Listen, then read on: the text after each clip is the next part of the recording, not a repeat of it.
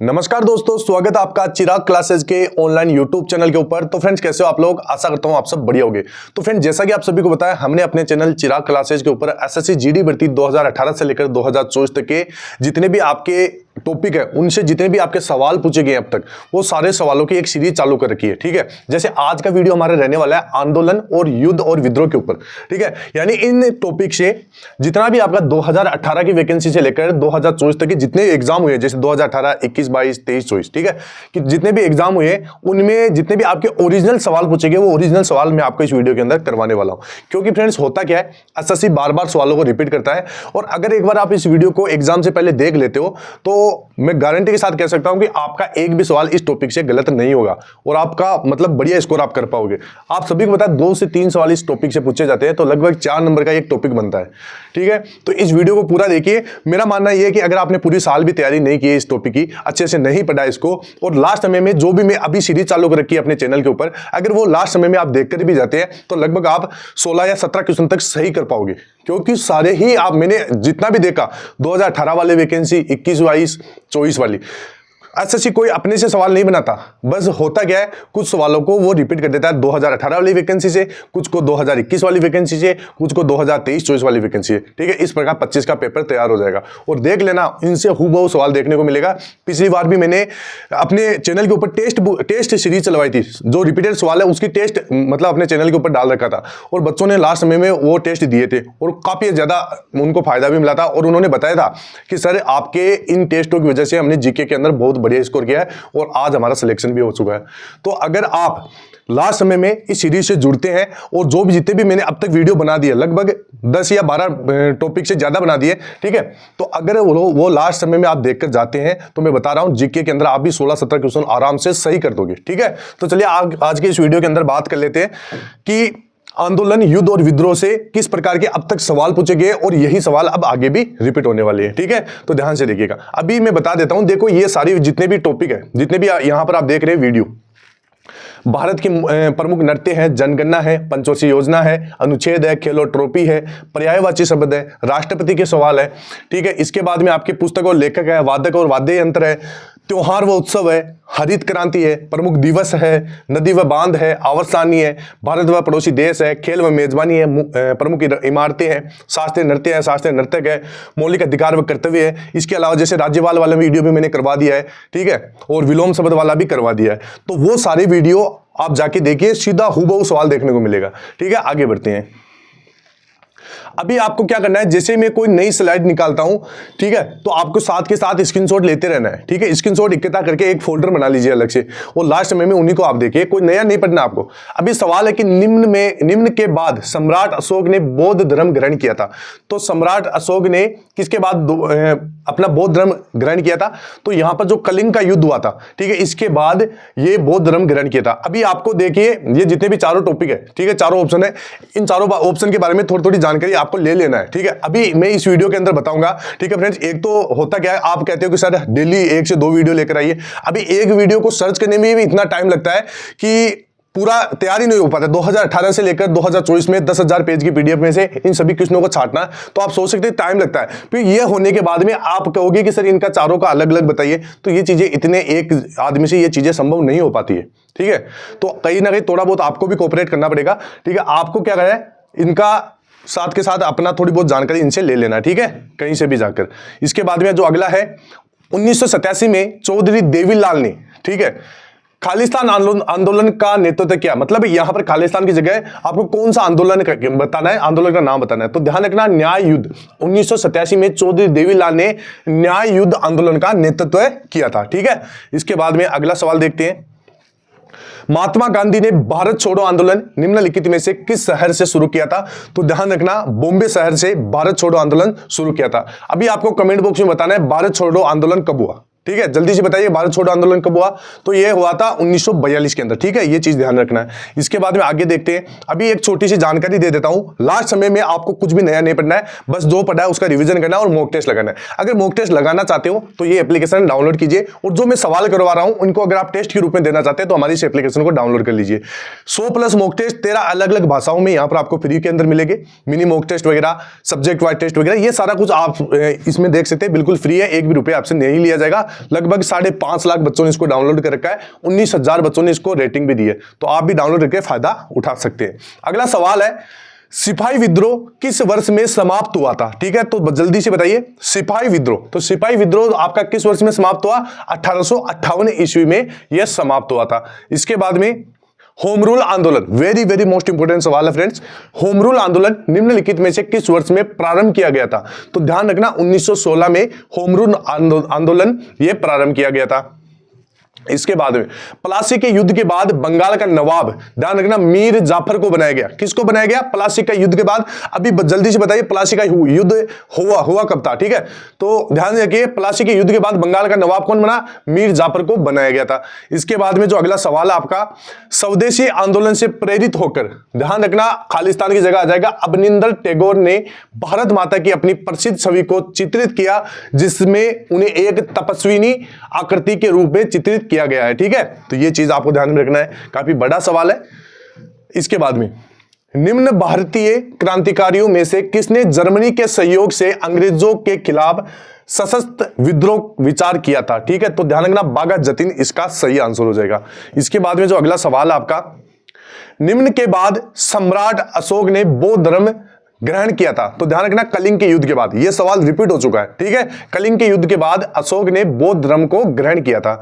इसके बाद में अकबर द्वारा लड़ी गई निम्नलिखित लड़ाइयों में से कौन सी लड़ाई अन्यों की तुलना में नवीनतम है? तो ध्यान रखना हल्दी घाटी की लड़ाई, यह आपका सही आंसर हो जाएगा। इसके बाद में 1987 में चौधरी देवीलाल ने, ध्यान रखना, न्याय युद्ध आंदोलन का नेतृत्व किया था। यह सवाल भी रिपीट हो चुका है। ठीक है, इसके बाद में आगे देखते हैं, महात्मा गांधी ने भारत छोड़ो आंदोलन निम्नलिखित में से किस शहर में किया था? तो बॉम्बे में किया था। अभी मैंने आपको बताया था ये कब हुआ, तो जल्दी से बताइए कमेंट बॉक्स में। इसके बाद में आगे, सिपाही विद्रोह किस वर्ष में समाप्त हुआ? तो 1858 में समाप्त हुआ था। इसके बाद में आगे बढ़ते हैं, होम रूल आंदोलन निम्नलिखित में से किस वर्ष से में प्रारंभ किया गया था? तो 1916 में किया गया था। इसके बाद में जलियांवाला बाग नरसंहार के लिए कौन सा ब्रिटिश अधिकारी जिम्मेदार था? तो ध्यान रखना जनरल डायर इसके लिए जिम्मेदार था, क्योंकि इसी ने यहां पर गोलियां चलाई थी। ठीक है, कांग्रेस के किस अधिवेशन में असहयोग आंदोलन को अपनाया गया था? तो ध्यान रखना नागपुर अधिवेशन 1920 को असहयोग आंदोलन अपनाया गया था। अभी आपको बताना है जो अमृतसर आंदोलन हुआ था, ठीक है, कांग्रेस का, वो कब हुआ था? ठीक है, जल्दी से बताइए। निम्नलिखित प्रसिद्ध व्यक्तियों में से भूदान और सर्वोदय आंदोलन के लिए किसे जाना जाता है? तो ध्यान रखना आचार्य विनोबा भावे को भूदान और सर्वोदय आंदोलन के लिए जाना जाता है। इसके बाद में अगला सवाल है, महात्मा गांधी ने करो या मरो का नारा किस राष्ट्रीय आंदोलन के दौरान दिया था? तो ध्यान रखना भारत छोड़ो आंदोलन, और ये कब हुआ था? 1942 के दिन 42 ईस्वी में हुआ था वो भारत छोड़ो आंदोलन। आत्मसम्मान की शुरुआत किसने की? तो आत्मसम्मान आंदोलन की शुरुआत किसने की थी? ईवी रामास्वामी नायकर ने की थी। इसके बाद में जो अगला सवाल आपका, 1757 का वर्ष भारत में अंग्रेजी ईस्ट इंडिया कंपनी के लिए एक महत्वपूर्ण वर्ष क्यों था? तो ध्यान रखना 1757 में प्लासी का युद्ध हुआ था। ठीक है, प्लासी की लड़ाई में नवाब सिराजुद्दौला को हराकर अंग्रेजी ईस्ट इंडिया कंपनी ने बंगाल पर अधिकार कर लिया था। ठीक है, इसके बाद में प्लासी का युद्ध कब हुआ था? तो अभी पूछा गया था 1757 में। तो ये किन किन के मध्य हुआ था? तो यहां पर देख सकते हैं सिराजुद्दौला, प्लासी की लड़ाई नवाब सिराजुद्दौला को हराकर अंग्रेजी ईस्ट इंडिया कंपनी ने बंगाल पर अधिकार किया था। ठीक है, इसके बाद में अगला देखते हैं, 1962 में मैकमोहन रेखा के क्षेत्र में भारत का युद्ध किस देश के साथ हुआ था? तो ध्यान रखना चीन के साथ हुआ था। इसके बाद में अगला सवाल है, बक्सर का युद्ध कब लड़ा गया? तो 1764 में बक्सर का युद्ध यहां पर लड़ा गया था। इसके बाद में हर्षवर्धन और पुलकेशिन द्वितीय का युद्ध किस नदी के तट पर हुआ था? तो नर्मदा नदी के तट पर यह हुआ था। इसके बाद में अगला सवाल है, चौथी पंचवर्षीय योजना के दौरान भारत पाकिस्तान युद्ध हुआ था। कौन सा युद्ध हुआ था? भारत पाकिस्तान युद्ध। इसके बाद में मौर्य समाज के किस सम्राट ने युद्ध जीतने के बाद विजय का त्याग कर दिया था? तो ध्यान रखना सम्राट अशोक ने विजय का त्याग कर दिया था। इसके बाद में महाभारत के युद्ध में कृष्ण ने कौरवों की मदद के लिए 11 अक्षौहिणी सेनाएं दी थी। वाक्य में अशुद्ध वर्तनी वाला शुद्ध शब्द निम्न में से कौन सा है? तो अक्षौहिणी हो जाएगा। ठीक है, अभी यह सवाल आ चुका है क्योंकि यहां पर युद्ध की वजह से यह सवाल आ चुका है। ठीक है, क्योंकि इसने सर्च करने पर यह चीज आ जाती है। ठीक है, यह ध्यान रखना है। और अभी जो हिंदी का टॉपिक है शुद्ध और अशुद्ध, ये भी मैं जल्द करवाने वाला हूं, तो चैनल को आप सब्सक्राइब कर लिए। 1971 के बाद 1971 के भारत पाक युद्ध के समय कौन सी पंचवर्षीय योजना भारत में चल रही थी? तो ध्यान रखना, चौथी पंचवर्षीय योजना ये भारत में चल रही थी। निम्नलिखित में से किस मौर्य राजा के शासनकाल में कलिंग युद्ध लड़ा गया था? तो ध्यान रखना, अशोक के। ठीक है, इसके बाद में असहयोग आंदोलन के प्रस्ताव की पुष्टि दिसंबर 1920 में नागपुर में आयोजित भारतीय राष्ट्रीय कांग्रेस के वार्षिक अधिवेशन में की गई थी। तो ध्यान रखना, ये नागपुर में हुआ था। और जो आपका अमृतसर का जो अधिवेशन हुआ था कांग्रेस का, वो कब हुआ था? 1919 के अंदर हुआ था। ठीक है, इसके बाद में असहयोग खिलाफत आंदोलन जनवरी 1921 में हुआ था। अगर आपको असहयोग आंदोलन पूछ ले तो 1920 में हुआ था। ठीक है, इसके बाद में आगे देखते हैं, निम्नलिखित में से कौन भारत के स्वतंत्रता आंदोलन के लाल बाल पाल में से एक थे? तो लाला लाजपत राय, यानी लाल के नाम से, और बिपिन चंद्र पाल बाल के नाम से। ठीक है, पाल के नाम से। अब आपको बताना है बाल के नाम से कौन है। ठीक है, असम की सत्रिय नृत्य, ध्यान रखना, भक्ति आंदोलन से प्रेरित है। किससे प्रेरित है? भक्ति आंदोलन से। इसके बाद में 1967 में प्रसिद्ध बंगाल के दार्जिलिंग जिले के नक्सलबाड़ी में शुरू किए गए आंदोलन का नाम क्या था? तो ध्यान रखना, नक्सली आंदोलन इसका नाम था।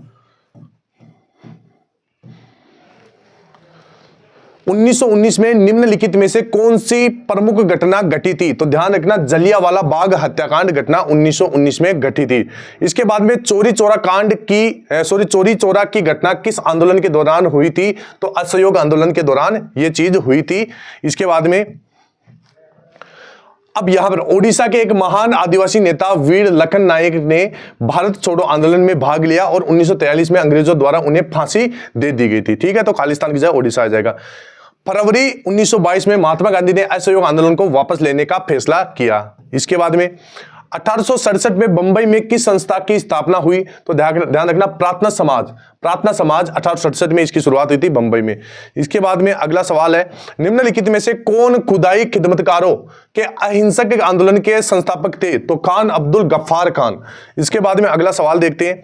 अगला सवाल है, स्वदेशी आंदोलन का लोगों पर सबसे अधिक प्रभाव किस क्षेत्र में पड़ा? तो बंगाल के अंदर पड़ा। इसके बाद में निम्नलिखित में से कौन सी खेड़ा के किसान आंदोलन की प्रमुख मांग थी? तो राजस्व संग्रह में ढील दी जाए। अब ये खेड़ा आंदोलन कब हुआ? तो 1918 के दिन खेड़ा आंदोलन हुआ था। इसके बाद में असहयोग आंदोलन जो 1920 में हुआ था के प्रस्ताव की पुष्टि दिसंबर 1920 में नागपुर में आयोजित भारतीय राष्ट्रीय कांग्रेस के वार्षिक अधिवेशन में की गई थी। इसके बाद में अगला जो सवाल है, गांधी जी ने वर्ष 1918 में अहमदाबाद में सूती मिल श्रमिकों के साथ लेकर एक सत्याग्रह का आयोजन किया था। ध्यान रखना, 1918 में हुआ था। इसके बाद में कालानुक्रम के अनुसार निम्नलिखित में से कौन सी घटना सबसे पहले आएगी? तो ध्यान रखना, सिकंदर की मौत यह इन घटनाओं से सबसे पहले आएगी। इसके बाद में अगला सवाल देखते हैं, निम्न में से कौन सी घटना 1905 में बंगाल विभाजन से पूर्व घटी थी? तो चापेकर बंधुओं द्वारा प्लेग कमिश्नर की हत्या। ठीक है, इसके बाद में अगला देखते हैं, निम्नलिखित में से कौन सी घटना वर्ष 1856 में हुई थी? तो ध्यान रखना, अवध पर ब्रिटिश ईस्ट इंडिया कंपनी ने कब्जा कर लिया था। इसके बाद में निम्नलिखित में से किस आंदोलन में पहली बार बड़े पैमाने पर महिलाओं की भागीदारी देखी गई? तो ध्यान रखना, सविनय अवज्ञा आंदोलन। ठीक है, इसके बाद में अब जितने भी मैं आंदोलन बता रहा हूं इनकी आप डेट जरूर देख लेना। ठीक है, महात्मा गांधी ने 12 मार्च 1930 को नमक आंदोलन की शुरुआत कहां से की थी? तो ध्यान रखना, साबरमती से नमक आंदोलन की शुरुआत की गई थी। इसके बाद में निम्न में से कौन पूर्वी बंगाल के एक वकील थे जो असहयोग आंदोलन में विशेष रूप से सक्रिय थे? तो चित्तरंजन दास। क्या होगा? चित्तरंजन दास। इसके बाद में अगला सवाल है, 1920 के दशक की शुरुआत में एक उग्रवादी गुरिल्ला आंदोलन आंध्र प्रदेश की गुडेम पहाड़ियों में फैल गया था। ठीक है, इसके बाद में अगला सवाल है, कर्नाटक में बासवन्ना और उसके साथी जैसे कि अल्लामा प्रभु और अक्कम महादेवी ने सभी मनुष्यों की समानता के लिए 12वीं शताब्दी के मध्य में किस आंदोलन की शुरुआत की? तो यह था वीर शैव आंदोलन। इसके बाद में अगला सवाल आपका, शरीयतुल्लाह खान अंग्रेजों के खिलाफ, ध्यान रखना, पराजय आंदोलन का हिस्सा थे। इसके बाद में अगला है, भारतीय स्वतंत्रता आंदोलन के संदर्भ में 1932 में ग्रेट ब्रिटेन के निम्नलिखित में से किस प्रधानमंत्री ने सांप्रदायिक निर्णय कम्युनिकल अवार्ड की घोषणा की थी? तो जेम्स रेमजे मैकडोनाल्ड। इसके बाद में अगला सवाल है, अभी वीडियो में आगे बढ़ने से पहले एक छोटी सी जानकारी दे देता हूं। अगर आप एसएससी जीडी भर्ती 2025 की तैयारी करें और मॉक टेस्ट लगाना चाहते हैं तो ये हमारी एप्लीकेशन है 100+ मॉक टेस्ट 13 भाषाओं में फ्री के अंदर आपको मिल जाएंगे। लिंक डिस्क्रिप्शन बॉक्स में। और जो अभी ये सवाल करवा रहा हूं, अगर इनको टेस्ट के रूप में आपको देना है तो इस एप्लीकेशन को डाउनलोड कर लीजिए। निम्नलिखित में से बंगाल के किस राष्ट्रीय आंदोलन में तिरंगे झंडे को अभिकल्पित किया गया था? तो ध्यान रखना, स्वदेशी आंदोलन इसमें सही आंसर हो जाएगा। अगला सवाल आपका, निम्नलिखित में से कौन फिट इंडिया आंदोलन के संस्थापक थे? तो सुपर्णो सतपथी। ठीक है, इसके बाद में अगला सवाल देखते हैं, अंग्रेजों के खिलाफ किए गए आंदोलन और उसके नेता का इनमें से कौन सा युग्म सम्मिलित नहीं है? तो पागलपंथी विद्रोह तिरुत सिंह। बाबर ने, ध्यान रखना, तुलगुमा नामक युद्ध पद्धति की शुरुआत की, जिसमें सेना को विभिन्न डिवीजनों में विभाजित कर दिया जाता था ताकि दुश्मन को हर तरफ से घेरा जा सके। ठीक है, तो पद्धति कौन सी थी? तुलगुमा। इसके बाद में सम्राट अशोक के बारे में निम्नलिखित में से कौन सा कथन असत्य है? तो ध्यान रखना, चाणक्य नामक एक बुद्धिमान व्यक्ति ने अशोक का विरोध किया, तो यह चीज गलत है। ठीक है, यह ध्यान रखना है, आपको असत्य कथन पूछा था। बाबा रामचंद्र ने औपनिवेशिक शासन के दौरान मुख्य रूप से निम्नलिखित में से किस क्षेत्र में किसान संघर्ष का नेतृत्व किया? तो अवध हो जाएगा। इसके बाद में अगला है, राजा शशांक जिनके विरुद्ध हर्षवर्धन ने युद्ध की घोषणा की थी, तो गौड़ साम्राज्य के शासक थे। किसके थे? गौड़ के थे।